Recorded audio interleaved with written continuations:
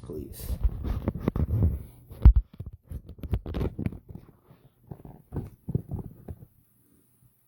You know your son ain't gonna be talking mess right now.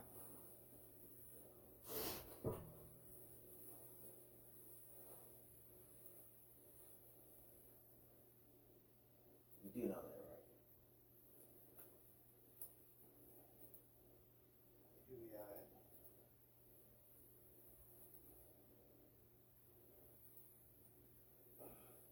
Well, unless you want to talk, you won't have to show up on that.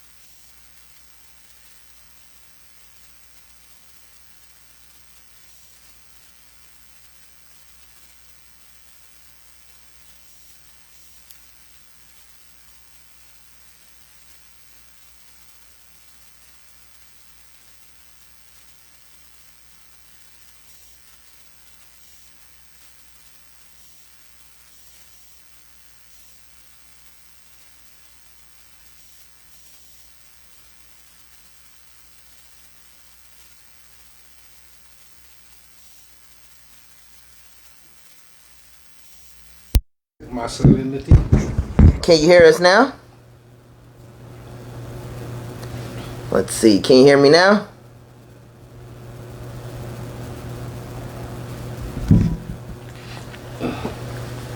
The big on Instagram.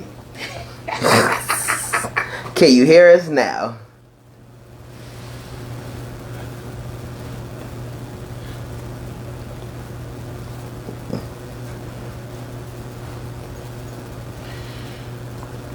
Just remember, we go live on Facebook and Instagram. Perfect. All right, we're clear now. All right, that's true. So nobody heard anything we just said. Wow. Oh, y'all missed a whole lot. We were talking about everything under the sun, from how wonderful. You did miss a lot. Yeah. So just to recap, we were talking about toxic masculinity. We were talking about how as your and toxic femininity. I can't say that word, but we were talking about how that affects your kids, next generations, and the people around you. I told a story about how I told them a story about how a couple Christmas ago I gave my dad a hug and he was like, "All right, that's enough of that gay shit." And I was like, "Okay, well I don't really like to be touched or do affection either, but I did it because I was trying to do an olive branch." So my father was like, "The way I say I love you is I'll get you a beer that I know you like, or I'll cook a meal that I know you love, but I'm not going to sit up here and say I love you, or I'm not going to sit here and say you're like an awesome son or I'm proud of you." That's just not how he is. And do I think it's toxic? It can be, because I realize I'm emotionally... You did say that he said, but he didn't say that. That's just how he actually shows it to you. Right. So, but, well, no, he did say enough of the gay stuff. Yeah, he said enough of the gay stuff. Right. But then you said that he said some other stuff, but he didn't say it. That's more like the way that he shows his affection or what would be his love. Right. Is, you know what I mean? I left you a couple of bears. I know you like these kind of bears or whatnot. Right. So, it brings me to the fact is that, like, my dad calls my phone to talk to my daughter. So, I got tired of it and I said, "I'm buying you a new phone." So, when I went to buy him this new phone, apparently I had called him dad. And this was the first time in like 20 years I've called him dad. So I always call him old man or pops. But he told my sister that it meant a lot to him and he was proud of me, which my parents have never said they were proud of me, because they know my drive is, don't be proud of me till I take my last breath, because I ain't done. So I'm always driven. So for me it was like, so I never got words of affirmation. That was never a necessity. But it was crazy because it actually made me feel good. Would you like more words of affirmation? No, it made me feel funny. Like major pain. You just said it made you feel good though. It did, but it made me feel funny. Like weird. Like I don't do that. So we don't have those, like I don't require that. We need somebody to edit it in major pain. Make me feel funny. But you know, when we talk about like even toxic femininity, you know, you have these women who tend to say, "Well, I gotta be independent. I gotta be this. I don't need no man for nothing." Da da da da da da. And they teach their daughters that bitter.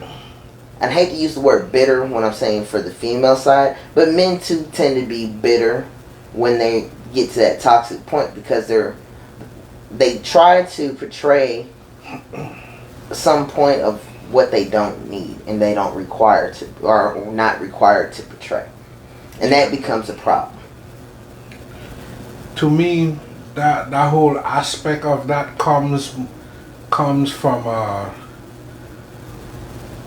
I want to say it comes from like slavery times, but it it's something that was pushed on to us as black people, I feel. Just to it kind of breaks up the family aspect, and that allows for us to be controlled more easily by the other people. So if you don't have the male in the household, or because they didn't have a male in the household, now the new males coming up, they don't know how to be a man. They took on traits from the mother because they didn't have that male influence anymore. It throws off the whole balance of everything. And now we no longer have the balance in the household between the male and female relationships. So do you feel at that point it becomes toxic femininity that directs for that male child? Or is it the toxic masculinity? Because there's some men who were raised without their dad that feel like as a man they have to do more because they weren't taught how to be that man from a man. So they have to be more dominant, or they feel like they have to be, completely in control.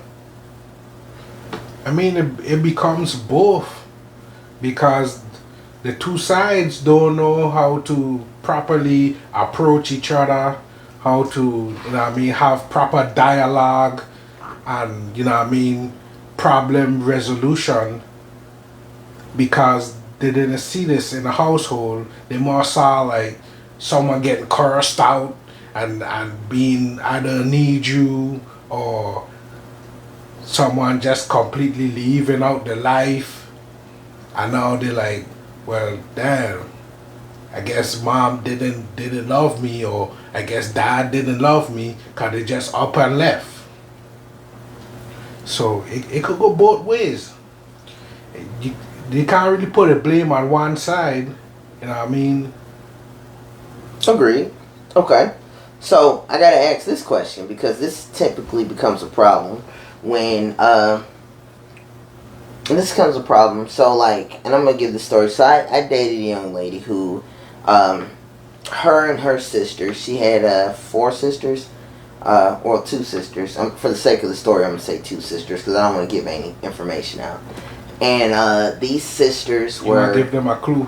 Yeah, I don't want to give it out like that. So these sisters were advanced degrees, financially stable women. They were all very brilliant, attractive, chocolate women. And these sisters, I felt, had so much toxic femininity. I can't say that word, so I'm going to keep doing that. Yeah. So I don't sound too crazy. But they were to the point where when you had the song, Jamie Foxx had a song about he loved her because she got her own. Yeah. And then they had, Miss Independent.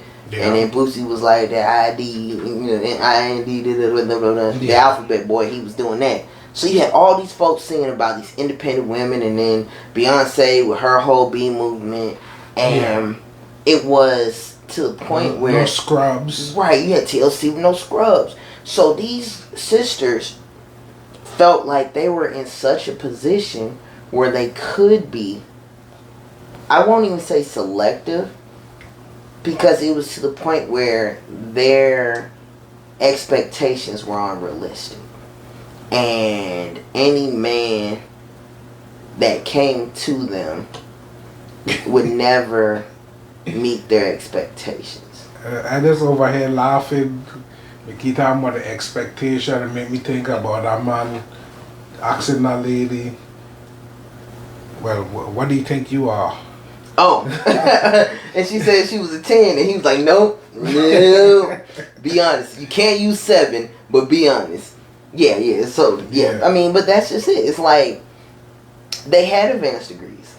And they are, from what I suspect were, I wouldn't know, but I would suspect that these young ladies were sexually advanced as well because they just were perfectionists and they wanted to be best at everything they did. So I would just think that, and you know what? It's funny because as I spoke with them as they matured and grew, they understood that there are traits that everyone has that they have to work on. Like, I got my heart broke. I went on a wild,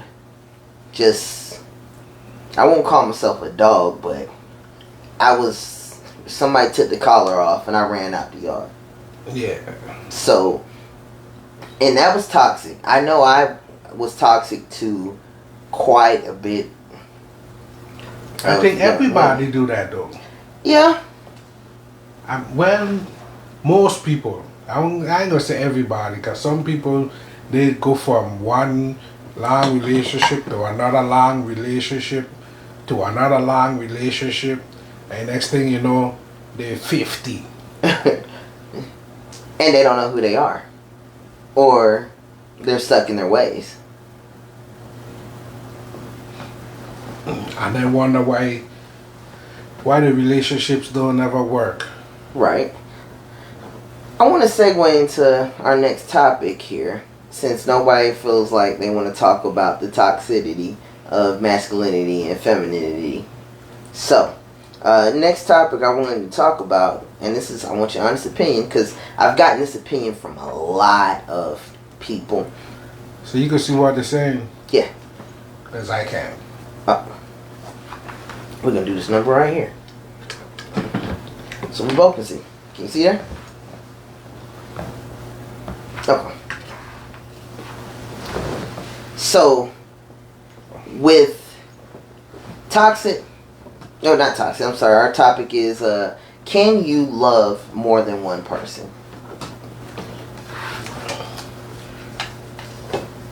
I would say it wouldn't be love. Why not? I don't know. I don't know. You got me right there. I think you can love more than one person at the same time. I think you can be in love with more than one person at the same time. And the thing is, you might love the way someone cooks lamb chops for you and pulls your ingrown hairs. But you may love the way someone, I don't know. So it'd be like how they'd be like some women have a man for everything. Right. A man that could come fix something broken in the house. A man that can come feed her. Yeah. A man that break off some money. Yeah. And that's not necessarily love, but there are and the reason why I say that is, so my wife asked me a question today. She was watching this video, and the video was, do you believe that your partner is your soulmate? And, I explained to her, I said no, because your soulmate doesn't necessarily have to be who you're in a relationship with. You can have someone that's been in your corner and you feel like every lifetime you've ever had, you've had this spirit or this soul that has traveled the path with you. So your soulmate could be like your best friend, your yang to the yin. So I don't necessarily believe that it has to be your spouse or your partner. I also don't believe that, so that's why I say that that's not necessarily the case. So could you love somebody and be in love with someone? And I'm like, yeah, that happens all the time. I know a guy, like I told you, older guy was, he loved his wife. They were married 30 some odd years. And he loved his girlfriend. And they were together like 10 of those years. And the thing behind it that was so interesting was when his wife, the one that was sick, passed, and he ended up marrying the longtime girlfriend, it was very interesting because he was heartbroken for his wife, of course. But, I asked him, I said, so if your girlfriend would have died and your wife lived, would you still be equally as hurt? And he was like, yes, because I love her as well. So that's why I say I believe that you could love more than one person. And I think that you could be in love with more than one person. And, you know, your partner may be someone that at one point in your life was aligned with your values, your personality, you know, that's who you thought your future was with. But as you grow and as your partner grows, you become a different person. So you can't do that. I don't know. I think some of these women, they said that in itself it was a toxic relationship. I mean, yes. It could have been. I mean, it could have been toxic. You could choose to do what you want.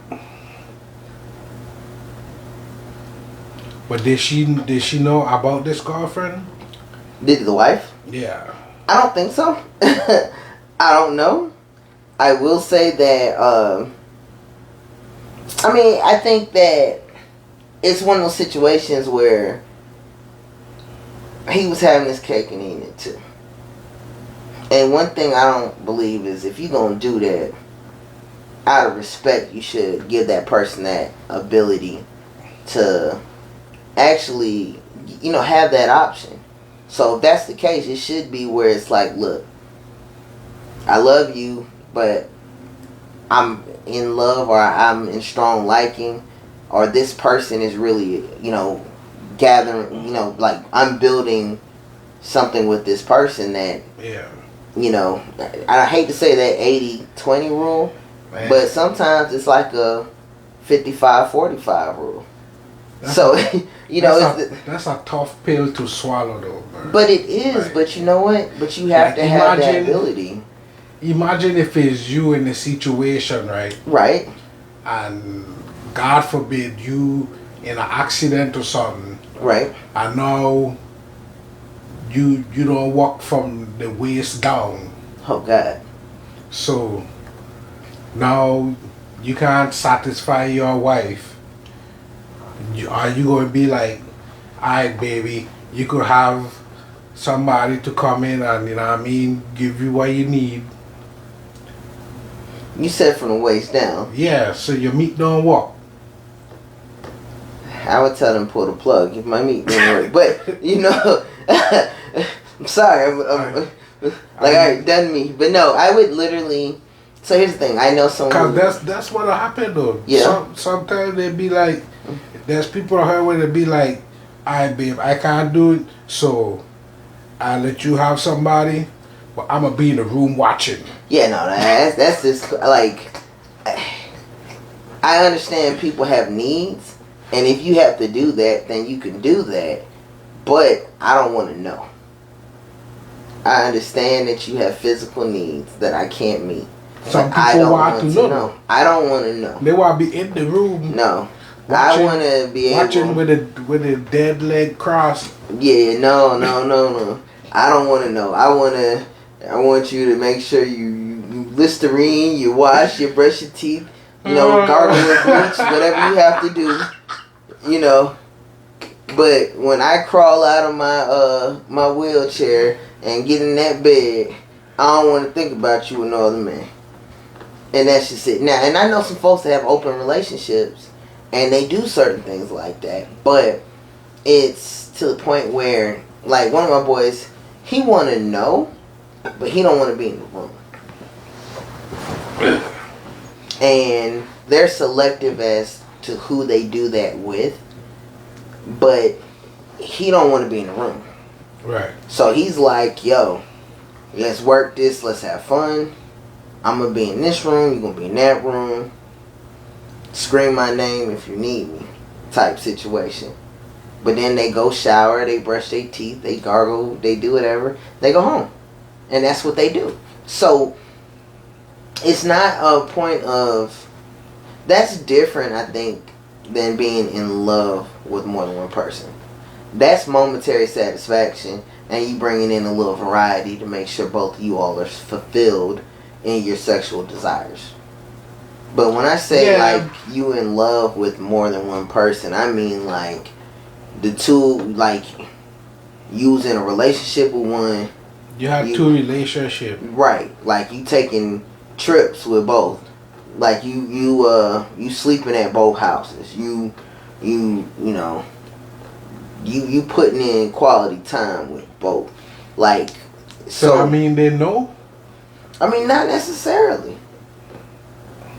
That's the thing. I would hope they know, but there's some situations where they don't. I don't see how you could pull it off without they both not knowing, or at least one knowing. I mean, one. So here's a good segue for that. So a man or a person has two relationships. One he's completely honest to. The other one he lies to. Who does he love the most? Or who does she love the most? The one that they're truthful with, or the one that they're lying? I already know what most men going to say. They're gonna say the one they're truthful with. Is the one they love the most? Yeah. Well, no, they're gonna say the one they're lying to. Okay, I'm weird because I'm like the one that you're truthful for is the one that you love the most. Nah, cause it's gonna more be like the one I lying to. I'm lying because I love her the most and I don't want to see her be hurt. That's how they would take it. But now the women gonna be like, well, if you did want her to be hurt, you shouldn't be doing it in the first place. Just like that. You didn't want. You gotta say it again. Wait, what'd she say? If you didn't want her to be hurt, you shouldn't be doing it in the first place. Well, and that's where you come to the conversation where it's like, what's fair and what's not. I mean, where do you draw that line? Like, where do you, where does that person like? Because, and here's the thing, because I've been in a relationship where I could literally talk all day long. She knew everything. It was one of those situations where she had nothing but honesty. Like, she knew, she would know, like, yep, I did this. Yep, I did that. Hey, watch the video of me doing this. And we were just honest. And then there was another relationship I was in where it was like, I couldn't tell her my desires. I couldn't tell her what I wanted to do. I couldn't tell her, where I wanted to be or what I wanted to do because it was going to be, I won't say discussion, but it was going to be that toxic femininity. Okay, but check this though. Check game though. Okay. You might be going back to this other one and tell her everything, right, and they have these conversations, right? Right. But when you leave, she having a whole nother conversation with somebody else. Like, I can't believe you wouldn't believe what he told me, and I just gonna have him pay my bills. And this, that, and the other. But I wasn't paying her bills. Like, we were literally, the relationship that we had where it was to the point where it wasn't no monetary value behind that. Like, we was in a relationship. Yeah, we go out to eat, we, hang out. But it was never, we were taking trips. We were, she was sleeping at my place, I was sleeping at hers. But it wasn't to the point where it was like I was a sugar daddy. None of that, Back then, I ain't have enough sugar to give out because I was broke. It way back then. But still, the conversation, it was never, it was honest because of who she was. So, it wasn't... I was just saying that's how it goes sometimes too. Like, you might be confiding in this girl, but on the other end, she just there for what she could get from you. Right. And as soon as you can't provide it anymore, she on to the next one. But she already have her next one, and she does deal with you. And then when y'all in talking or whatever, she talking to them. Yeah. Okay. So let me ask you this then. That's kind of like the video I had post where the girl was like, when you first met her, that didn't mean she was single. Right. She had other dudes she was talking to when you first met her. Yeah. Now, maybe, because y'all having these talks or whatever, y'all might decide to cut off whoever else you were dealing with just to deal with each other alone. Right. Right. I don't mean when you meet her, she was single. No, but don't mean, yeah, that's true. Because, honestly, like, you know, back in the day, the conversation used to be like, well, do you have any callers? You know, like, hey, I came to call on your daughter. You know, I'm thinking like 1600s. That's right. Slave times. Hey, I came to call on Betty Lou. You know, that's but like the 50s or 60s. But yeah, you know, you get what I'm saying. Like, you know, but when you courting, I'm going back, staying in that 50s, 60s. When you courting that young lady, or you know that gentleman caller is coming to see you, ladies. You know, y'all go through that where it's like, hey, it's a competition. In the battle of the sexes, it's a competition. And, you know, the beautiful thing about being in the South is there are more women than men in the South. So, we don't really compete to a full degree. Like, a lot of cats in the South, they have fun and they do what they want to do because they don't have competition. So that's why it becomes one of those situations where you're like, maybe, you know, got it easier. But you know, you don't really have to do that much work. But so I have 3 sisters. Well, you just said, baby, think about this time, right? When I was back home. You know what I mean? In the islands where I'm from, there's more women than men also. Right. And the lady had got the radio, she was like, I woman gotta get used to sharing your mind.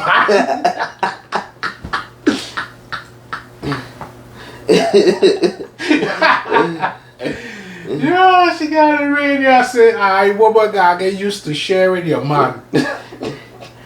I mean, I know y'all mama taught y'all to share y'all toys. That's all I'm gonna say.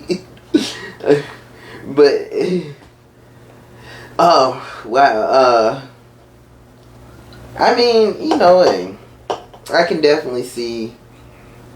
I mean, but you know, like right now, this big movement of this black poly lifestyle, swinger lifestyle, not even just black. Now, cultures are shifting where things aren't being done in private as it used to be. Because there was always swingers. There's always been like orgies. There's always been poly, you know. You might not have officially been like married and in the same house with your 2 wives, but or your 2 husbands or whatever it was. But there's always been, and just look back in history where any generation you go to, there was, well, my granddaddy had 17 children by 3 different women. Or my grandmama had 11 kids by 2 different men. Like, or they have like different, like the dad might be there, and they be like, don't go over there messing with our Susie kids. Them yours. They're my brother and sister. Right. Yeah. And you get that. So then, like, so it's always been there. So it's never been a situation where you can say, well, this is new. Nothing that happens in the world of the world has ever been new. The same thing that's happened for generation, for generation, for generation. Only thing is now, we got internet, video, and recordings and stuff, so it's like, you can't guess and say, well, I think that's my brother, or I think that's my cousin, because we look alike. Now you're under surveillance. Right. And then it's like, okay, well, so-and-so said that so-and-so saw you leave so-and-so place. And that was back in the day. Now it's like, nah, they took a picture. So-and-so said so-and-so has a picture of you leaving so-and-so's house. No, I seen the picture. They ain't even. Oh yeah. They see. And they sent me the picture. And the timestamp. Yeah. And geo stamp. And the geo stamp. And then I called you, and they got a picture of you answering the phone in your car when I called you. So I know it's the right time. Hey. No, it's a video. Oh yeah, it's the video. It's the video. And I could hear me talking in the background. Like, dang, where was they? Was they in the car? They were standing right by it. Oh no, they got that new iPhone, man. They was like two streets over, and they did the sonograph thing and picked up everything, radar. You like, dang. But nah, I mean, like, okay, so here's a question for you. The video you posted about no one is ever really single, right? When you first meet When you first meet them. Because you always have prospects. I don't know anyone in this world who has never had backup or contingency plans. Like, everybody has had a contingency plan where it's like, if this don't work out, you know, that bartender I met 13 years ago, or, you know, like, hey, my old manager, man, yeah, he's single or whatever, you know, it's those conversations where it's like those nuggets are dropped where the potential for that is there. It was something on the back border. Yeah. That's why when I get into a relationship, I unplug the stove. Only thing gonna be lit is off the grill, and it's my grill. Ain't no damn stove, ain't no oven, ain't no warmer. Nah, we eating off the grill. Period. I don't believe in that back burner bull crap. Pause. Pause. Pause again. But Pause, granddad. so I'm gonna bring up to another part of this toxic. I'm going back to the toxic thing because I seen some things and I thought about it today. So I was in a situation where it was a misinterpretation of a conversation, and someone heard part of a story and went and ran and told everybody this full story. The part of a story that became the full story. Right. Like 2 sentences off of like a whole dissertation. Like this person read the 2 sentences and became like he, you know, the 2 sentences made him the expert in this field. Like they said, he said it was raining outside. And now you're a but they missed the part where he said the monkey were in the tree pissing from the tree telling the tiger that it was raining outside. Right. So that's exactly what happened. And the problem I'm learning is having people speak with purpose. So where I communicate now is speak with purpose. Say how you feel when you feel it and do what you're supposed to do. Like, it shouldn't be no other conversations beyond that. So I'm with it. I'm literally, you know, at that point where it's like you gotta make some things shake. You gotta just kind of move past and do what you gotta do to make things do what they need to do.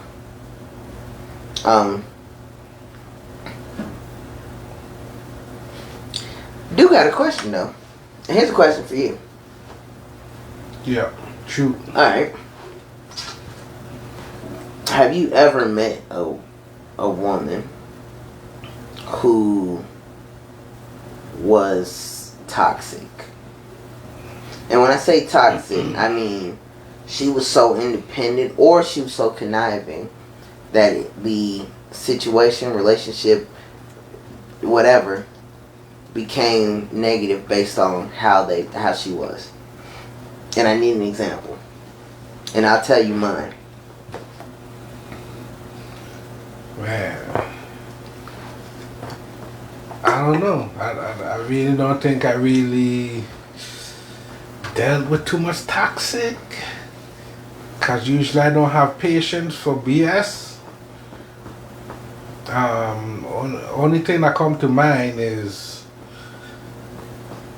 one time I was riding with a girl that I was trying to get to know, you know what I mean? Right.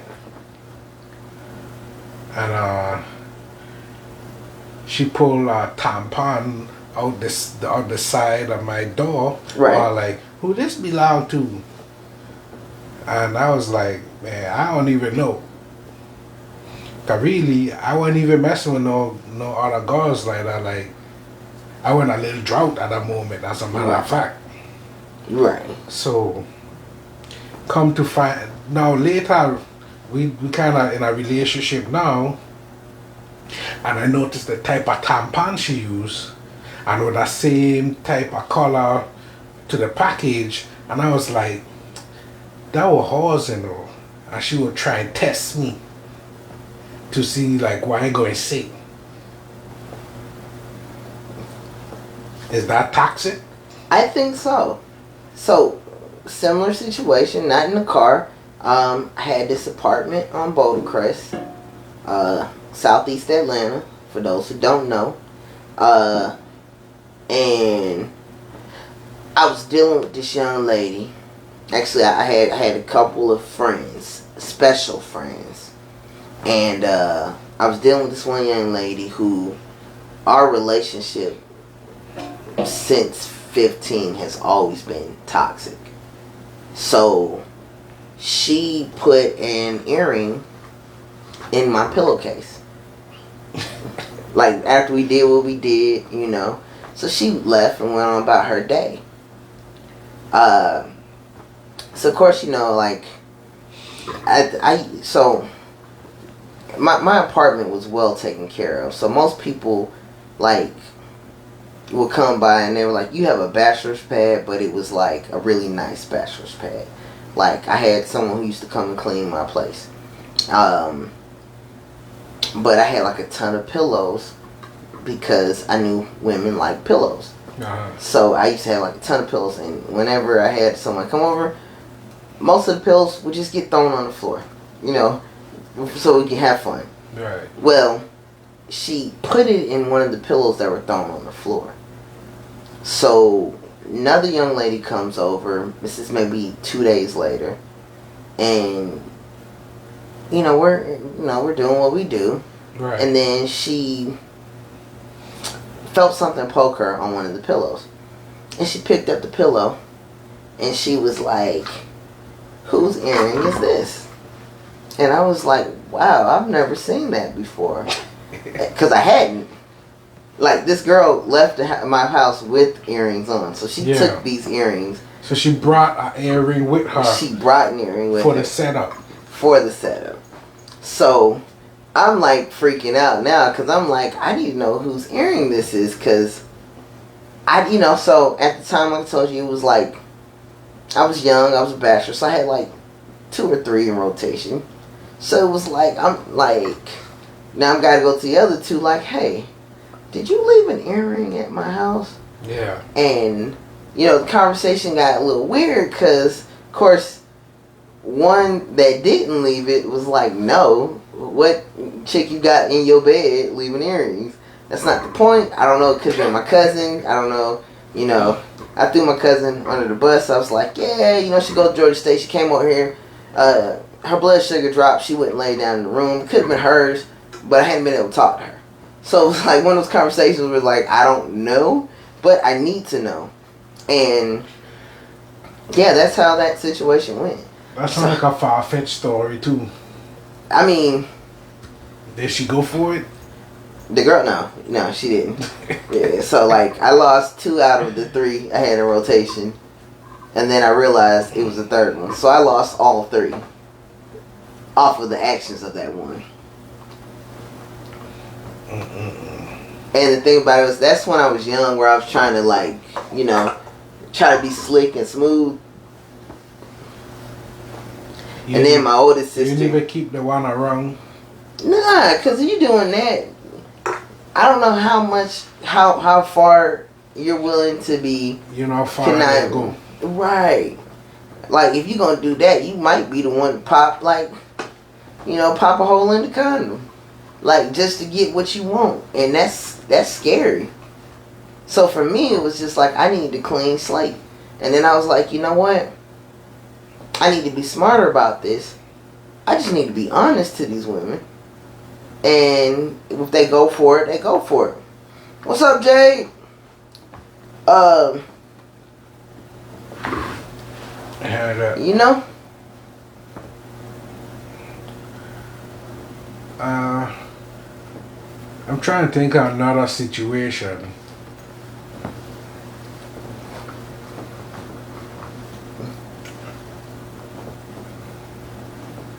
I don't know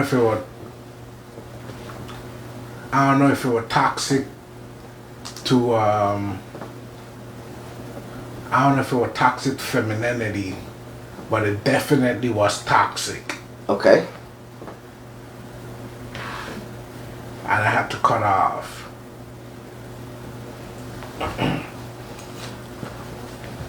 You want me to go into it in that? Oh, absolutely. We want to know. Everybody's sitting there looking at the edge of their seat like this. What you gonna do? Well, I had met this girl, you know what I mean, at the club. We were talking back and forth or whatnot. Right. But, you know what I mean? Like when she first came to my house, there was an odor. Oh no. No. When you say odor, please share. I don't think people want me to share. Like seaweed? It was like a fish odor. Oh. Like Red Lobster. Yeah. Wow, okay. Now that I'm older, I might want put some of it on, because she had a big butt. Her pants were always tight. So I think that monkey couldn't breathe. Yeah. Okay. It wasn't getting enough air, I want to say. Okay. So eventually I had to cut her off because it seemed like she couldn't take care of the problem. Yeah, no. Yeah. So, wow. But she was like, why I want to cut her off? And I was like, I mean, I told you before you had this little issue going on. Right. And you know what I mean? You ain't dealing with it, so I gotta go. Understood. So, alright. I understood. So, she had an odor. Yeah. That couldn't be repaired. Yeah. And or she wasn't doing nothing about it. Like going to the doctor. Yeah.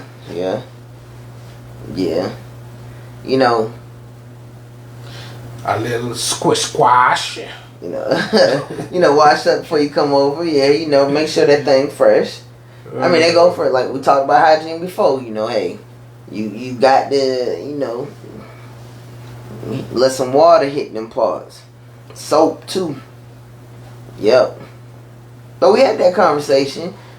We did that a few weeks back, and we talked about that. Yeah, about taking care of yourself, and why it's a necessity. I don't think I'd bring her up though. No, you didn't. You didn't. I want her to slip my mind. But I definitely, I don't know how, because we all got them stories. I'm telling you, ooh, Lord, I was 17 or 18. I'll never forget this day. There was a young lady who I had been working on for about 3 months. Uh-huh. So I finally got the green light. So I come over to her house, and we're making out in the den, and I go to pull her panties down, and this odor hit, and I was like, you know what? I just got called into work, but your phone didn't ring. Yeah, I wasn't even on call. I worked at Big Lots. So, ain't no on call at Big Lots. Nah. But I was like, yeah, I got to go. I got to go to work. And I literally, mad as hell, waiting on the MARTA bus. I walked from her house and waited on the bus. It was in the winter time. I'll never forget this. I walked like 2 miles to catch another bus because I was just like, I had never, like... So when, like, she needed to wash? She did. She needed to wash, yes. It was like she hadn't washed in some days. Like, when I say...